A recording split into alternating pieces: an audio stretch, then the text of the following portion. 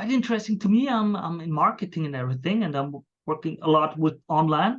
It was the billing status in an online community. You work with Stack Overflow, I think, with the data. It's about how to get social capital, like in the hierarchy, how to get the higher places in an online community, if I understood it correctly. And you said, you wrote them, it's like, now please, you say it in your words.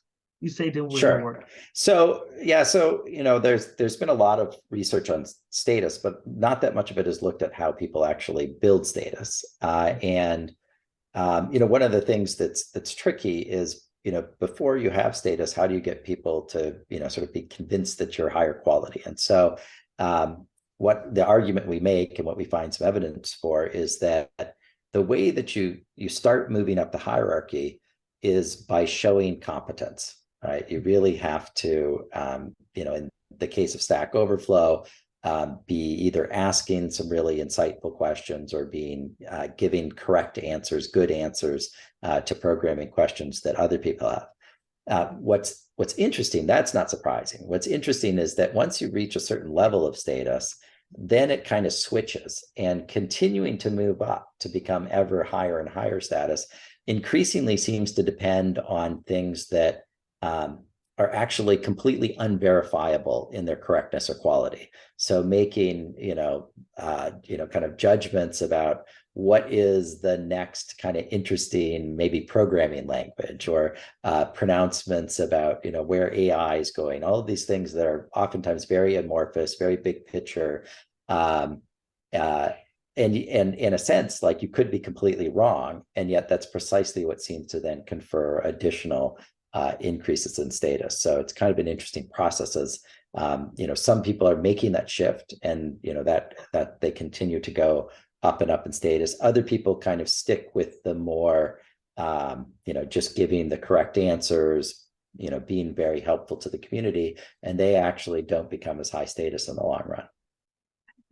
There also was something where I was a bit interested or confused about it when I read it. It was like, it seems to be like there are tires where, like, if you manage to get to this level and one step more, you'll get tremendous upside. While if you are just one step underneath, you are way below.